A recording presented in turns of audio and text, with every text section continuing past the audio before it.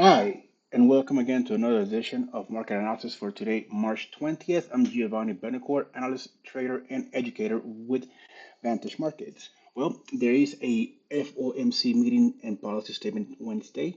Markets will be on edge going into that meeting, and there is no way to guess what day-to-day trade will be like into this Wednesday. There is incredibly disparate action among the indices. The Nasdaq was up over 8% from print low to high last week, while the Russell closed Friday at the low extreme of an increasingly mature balanced area. The S&P 500 and Dow closed near their session lows on Friday and deeply into Thursday's rally range. A downside watcher is still definitely in play. It will be bullish, at least short term, if all four of the US primary trade indices can close above their respective highs of last week. Close above Thursday high, if accompanied by similar strength in the other three indices, is a bullish signal. If the indices wash out this week, the S&P should trade at least to 38.38, 37.67. The Nasdaq was up 8% last week. That will be extended in our strong bull market with broad participation, something we'll have to give. The other indices will begin to show strength, or the Nasdaq is likely to give up a large chunk of last week's rally. There is no market-based potential support for the Dow until the 30,537 marker between that and the 3198 area. Data suggests two things. One, a washout is likely on the way. Time-wise, if a washout is on the way, a tradable low is likely to form in another week. If we do see a washout this week, the VIX is likely to spike into the 30s or higher. No doubt we will have the opportunity to look at potential volatility strategies next week.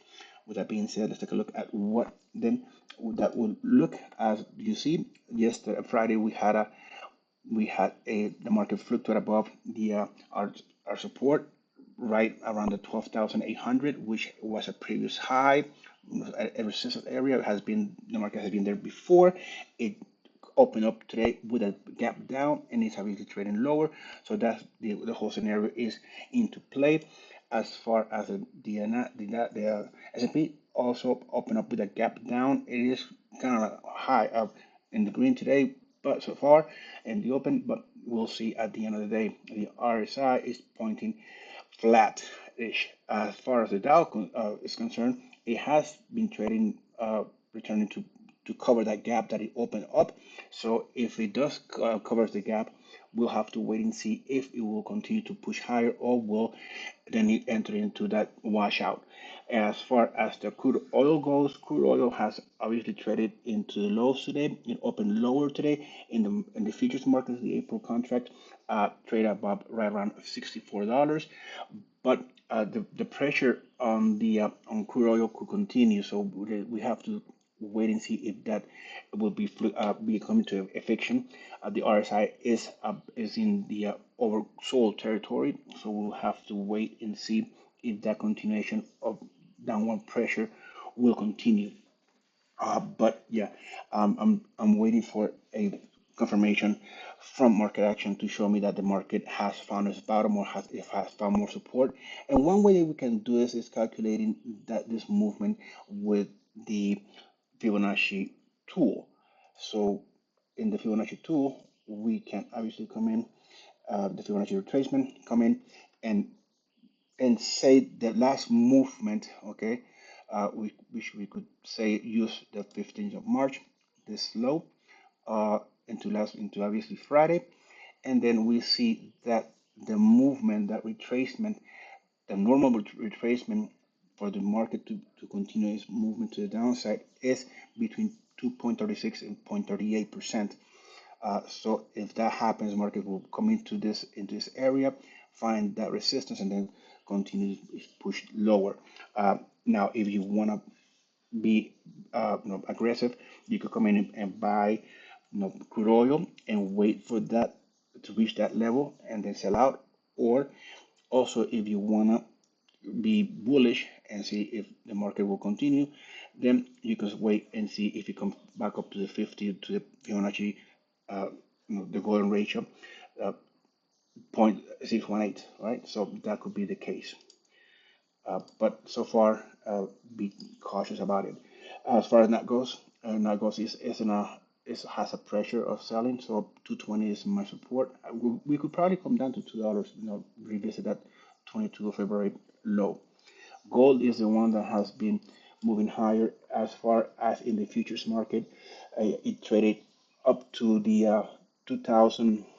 It notched the 2014 high of the 12-month high. That was also the April COMEX futures. It is a safe haven demand for the metals as a future amid a still shaky general marketplace in U.S. and the obviously in European banking crisis. So technical charts are also being bullish for gold and silver, which continues to invite chart-based speculators to the long sides. So that could be uh, played out that way. We are in the overbought territory, so we could probably do also a nice retracement into RSI section area, so neutral area, so we could find more better entries. As far as silver goes, well, silver has fluctuated above our validated our resistance, but it hasn't really traded above it. So let's wait and see if that happens. Then, as far as copper goes, copper it comes with a stronger momentum behind it. This gap up is helping it that with that, but we do have that the moving average, that 9-day moving average, very close to it as a resistance. As far as Bitcoin goes, well, because of the banking crisis, Bitcoin has been trading higher. Will it reach back to 30,000? Well, let's see and wait. Then we have the currencies have been have a nice bullish momentum is being held by the pressure, downward pressure on the dollar index. The pound is also in a strong rally moment, and the dollar index is looking to trade towards the 102.5 marker. That's it from me today. Thank you for watching, and I'll see you tomorrow.